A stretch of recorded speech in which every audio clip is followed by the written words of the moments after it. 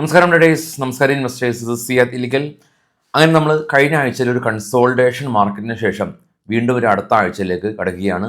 ഈ ഒരാഴ്ച മാർക്കറ്റിനെ സ്വാധീനിക്കുന്ന എല്ലാ ഗ്ലോബൽ ഈവൻറ്റുകളും, സ്റ്റോക്കിംഗ് ന്യൂസുകളും, ഡിവിഡൻഡ് ഡീറ്റെയിൽസും എല്ലാം നമ്മൾ ഉൾപ്പെടുത്തിയിട്ടുണ്ട്. അപ്പോൾ നമ്മുടെ ചാനലിൽ നിങ്ങൾ എല്ലാ ട്രേഡിംഗ് സുഹൃത്തുക്കൾക്കും ഷെയർ ചെയ്ത് കൊടുക്കാം. നിഫ്റ്റി കഴിഞ്ഞ ആഴ്ചയിലെ ചാർട്ട് കാണാം. 23,700 നിഫ്റ്റി ഓപ്പൺ ചെയ്തിട്ടുള്ളത്. 23,700 ആ റേഞ്ചിൽ.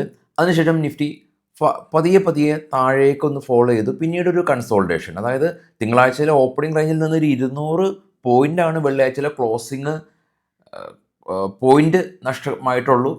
ഒരു കൺസോൾട്ടേഷൻ മാർക്കറ്റാണ് കഴിഞ്ഞ ആഴ്ചയിൽ നമുക്ക് കിട്ടിയിട്ടുള്ളത്. സ്ലൈറ്റ്ലി നെഗറ്റീവ് സെൻറ്റിമെൻറ്റ്സോടെ, എന്നാൽ വലിയ തോതിൽ മാർക്കറ്റ് ഇടിയാതെ പിടിച്ചു നിന്നിട്ടുണ്ട്.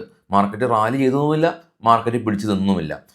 നമ്മൾ മാർക്കറ്റ് ക്ലോസ് ചെയ്തതിനു ശേഷം നമ്മൾ കണ്ട രണ്ട് വാർത്ത, ഒന്ന് ജെയിൻ സ്ട്രീറ്റ് എന്ന് പറയുന്ന ന്യൂയോർക്ക് ബേസ്ഡ് ആയിട്ടുള്ള ഒരു ട്രേഡിംഗ് സ്ഥാപനം.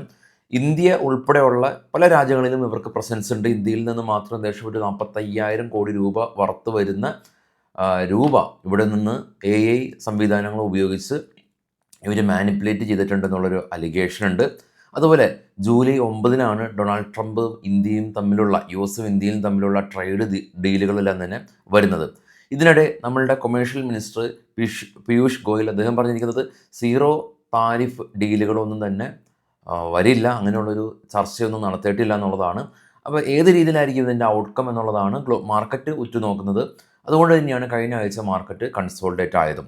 US-ലേക്ക് നോക്കുമ്പോൾ ഡൊണാൾഡ് ട്രംപ് പുതിയതായിട്ട് അവിടെ ബിഗ് ബ്യൂട്ടിഫുൾ ബിൽ എന്ന പേരിൽ ഒരു പുതിയ ബില്ല് അവതരിപ്പിച്ചു. ടാക്സുകൾ കുറയ്ക്കും, പുതിയ വികസന പ്രവർത്തനങ്ങൾ കൊണ്ടുവരും, കൂടാതെ തന്നെ വിസ അങ്ങനെയുള്ള കാര്യങ്ങളിലെല്ലാം തന്നെ റെസ്ട്രിക്ഷൻസ് എല്ലാം തന്നെ ഉണ്ടാവും. മെയ്ക്ക് ഇൻ അമേരിക്കയ്ക്ക് പരിഗണന എന്നുള്ള ഇതായിരിക്കും ഈ ബിഗ് ബ്യൂട്ടിഫുൾ ബിൽ എന്നുള്ളതുകൊണ്ട് അദ്ദേഹം ഉദ്ദേശിച്ചിട്ടുള്ളൊരു കാര്യം. അപ്പോൾ എനിവേ നമ്മൾ മാർക്കറ്റ് ക്ലോസ് ചെയ്തതിന് ശേഷം അതുകൊണ്ട് തന്നെ US മാർക്കറ്റ് പോസിറ്റീവായിരുന്നു. US മാർക്കറ്റ് കണ്ടുവരാം. ഏറ്റവും താഴെ കാണാൻ നാസ്ഡാക്കും ഡോയും പോസിറ്റീവിൽ അടച്ചു. അതിനുള്ള 3 യൂറോപ്യൻ മാർക്കറ്റും നെഗറ്റീവാണ്. അപ്പോൾ ഏറ്റവും താഴെയുള്ള രണ്ട് US മാർക്കറ്റാണ് ശ്രദ്ധിക്കേണ്ടത്. രണ്ടും പോസിറ്റീവിലാണ് ക്ലോസിംഗ് നടത്തിയിട്ടുള്ളത്. ഇത് നമുക്ക് നേരെ നമ്മുടെ മറ്റുള്ള ഡീറ്റെയിൽസ് എല്ലാം ശ്രദ്ധിക്കാം. ആദ്യം അടുത്ത ആഴ്ചയുള്ള ഗ്ലോബൽ ഈവൻ്റാണ്. ഇത് നമ്മുടെ ട്രേഡ് ബഡ്ഡി എന്ന് പറഞ്ഞാൽ നമ്മുടെ വെബ്സൈറ്റാണ്. Bismate.com ഉള്ള ട്രേഡ് ബഡ്ഡി ടാബിൻ്റെ അണ്ടറിലുള്ള ഗ്ലോബൽ ഈവൻ്റാണ് ഞാനിപ്പോൾ എടുത്തിരിക്കുന്നത്. അപ്പോൾ നമ്മുടെ വെബ്സൈറ്റിൻ്റെ ലിങ്ക് ഞാൻ ഡിസ്ക്രിപ്ഷനിൽ കൊടുത്തിട്ടുണ്ട്, നിങ്ങൾക്ക് ചെക്ക് ചെയ്യാം. US-ൽ നിന്ന് വരുന്ന പ്രധാന ഈവൻറ്റ് ജൂലൈ 7 ഒരു ഈവൻറ്റ് വരുന്നുണ്ട്. കൂടാതെ തന്നെ ക്രൂഡ് ഓയിൽ ഇൻവെൻട്രീസ് ജൂലൈ 9 വരുന്നുണ്ട്. Initial jobless claim July 10. അതുപോലെ ചൈനയുടെ ഇൻഫ്ലേഷൻ, യൂറോസോണിൻ്റെ പല ഡേറ്റാസ്, ജർമ്മനിയുടെ ഡേറ്റാസ്, UK-യിലെ ഡേറ്റാസ്, ഇതെല്ലാം തന്നെ നമ്മുടെ ട്രേഡ് ബഡ്ഡി ടാബിൽ ലഭ്യമാണ്. അപ്പോൾ യൂറോസോണിൻ്റെ എല്ലാം തന്നെ ഇൻട്രസ്റ്റ് റേറ്റ് ഡിസിഷൻ എല്ലാം തന്നെ, ജർമ്മനിയുടെ ഇൻഫ്ലേഷൻ ഡേറ്റ എല്ലാം തന്നെ കൃത്യമായ ഇന്ത്യൻ സമയം നമ്മളവിടെ കൊടുത്തിട്ടുണ്ട്. അത് വെബ്സൈറ്റിൽ പോയി കുറച്ച് നോക്കുക, അതല്ലെങ്കിൽ ഇത് പോസ്റ്റ് ചെയ്ത് റീഡ് ചെയ്യാനായിട്ട് ശ്രമിക്കുക. അതുപോലെ തന്നെ ഇതും നമ്മുടെ ഡിവിഡൻഡ് ഡീറ്റെയിൽസ് ആണ്. Dodla dairy July 7 record date, 2 രൂപ ഡിവിഡൻഡ് കൊടുക്കുന്നുണ്ട്. അതുപോലെ Sun Pharma July 7 record date ഉള്ളത്, 5 രൂപ 50 പൈസ ഡിവിഡൻഡ് കൊടുക്കുന്നുണ്ട്. ബോംബെ ഓക്സിജൻ ഇൻവെസ്റ്റ്മെൻറ്റ് 35 രൂപ ഡിവിഡൻഡ് കൊടുക്കുന്നുണ്ട്. ടൈറ്റൻ 11 രൂപ ഡിവിഡൻഡ് കൊടുക്കുന്നുണ്ട്. Record date July 8 JK cement 15 രൂപ, JSW സ്റ്റീൽ 2 രൂപ 80 പൈസ. അതുപോലെ ഫൈസർ സ്പെഷ്യൽ ഡിവിഡൻഡൊക്കെ 130-135 കൊടുക്കുന്നുണ്ട്. അത് നമുക്ക് ഉള്ളത് ജൂലൈ 9 ആ ഒരു ഡേറ്റിലാണ്. അപ്പോൾ ഇതും നമ്മളുടെ വെബ്സൈറ്റിൽ ലഭ്യമാണ്, നമ്മുടെ ഡിവിഡൻഡ് ടാബിൽ ലഭ്യമാണ്. അടുത്തത് നമ്മൾ നോക്കുന്നത് FIS DIS ഡേറ്റയാണ്. നമുക്കറിയാം കഴിഞ്ഞ ആഴ്ചയിൽ FISൻ്റെ ഭാഗത്തുനിന്ന് കനത്ത സെല്ലിംഗ് ആയിരുന്നു. എല്ലാ ദിവസവും അവർ സെല്ല് ചെയ്തു കാണാം. ജൂൺ 30, 1-ാം തീയതി, 2-ാം തീയതി, ജൂൺ 3-ാം തീയതി, ജൂൺ 4-ാം തീയതി എല്ലാ ദിവസവും അവർ സെല്ലിംഗ് മോഡിൽ തന്നെ പോയി.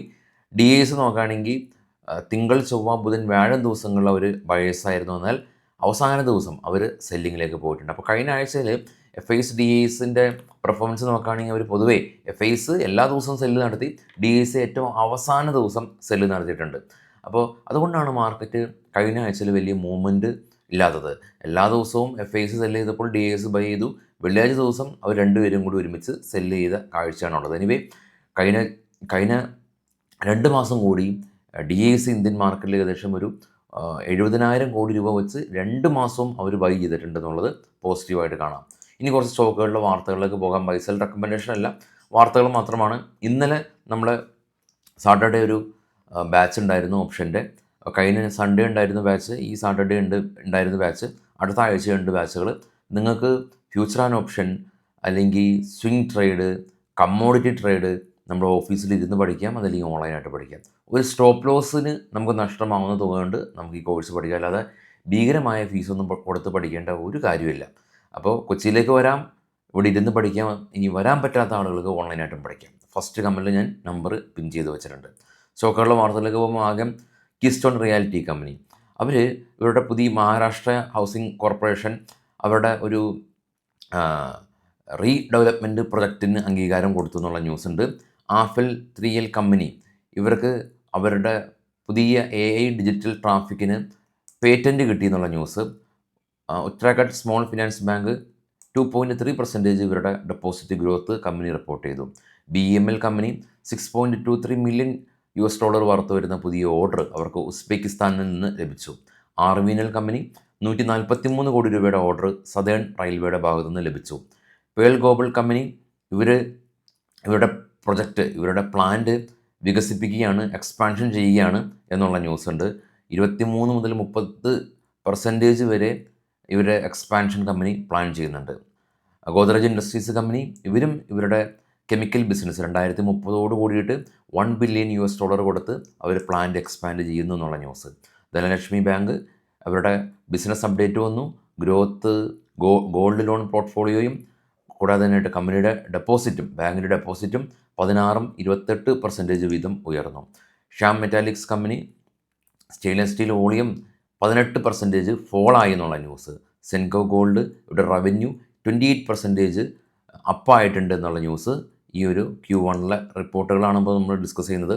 Go digital general insurance company, Bombay high court ഇവർക്കൊരു ടാക്സ് ഡിമാൻഡ് നോട്ടീസ് ഉണ്ടായിരുന്നു, അപ്പോൾ അത് റദ്ദാക്കി എന്നുള്ള ന്യൂസ് ഉണ്ട്.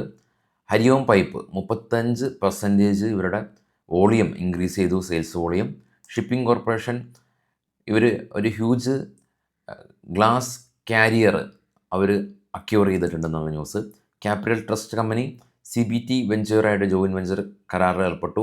അഡ്വാൻസ് എൻസൈം ടെക് കമ്പനി ഇവർ ന്യൂട്രീഷൻ ആൻഡ് വെൽനസ് ബിസിനസ്സിലേക്ക് കടന്നു വരികയാണെന്നുള്ള ന്യൂസ്. ടൂറിസം ഫിൻകോർപ്പറേഷൻ കമ്പനി ഇവർ ജൂൺ 10 സ്റ്റോക്ക് സ്പ്ലിറ്റ് കമ്പനി നടത്തും. മഹേന്ദ്ര ലൈഫ് സ്പേസ് കമ്പനി 2500 കോടി രൂപയുടെ റെസിഡൻഷ്യൽ പ്രൊജക്റ്റ് പൂനെയിൽ കമ്പനി ആരംഭിക്കുന്നു. മെട്രോപോളിസ് 23% സെയിൽസ് വോളിയം കിട്ടി. Equitas small finance bank 9% sales volume കിട്ടി എന്നുള്ളതാണ് ഈ ഒരു മൊമെൻറ്റിലുള്ള അല്ലെങ്കിൽ ഇന്നത്തെ ന്യൂസ്. അപ്പോൾ നാളെ എല്ലാ ദിവസവും രാവിലെ നമുക്ക് പ്രീ മാർക്കറ്റ് ഉണ്ട്, എല്ലാ ദിവസവും വൈകിട്ട് 7 മണിക്ക് നമുക്ക് പോസ്റ്റ് മാർക്കറ്റ് ഉണ്ട്. അപ്പോൾ എല്ലാവരിലേക്കും നമ്മുടെ ചാനൽ ചറപറ ഷെയർ ചെയ്ത് കൊടുക്കുക. ചാനൽ വേഗത്തിൽ ആളുകളിലേക്ക് എത്തട്ടെ. Thank U.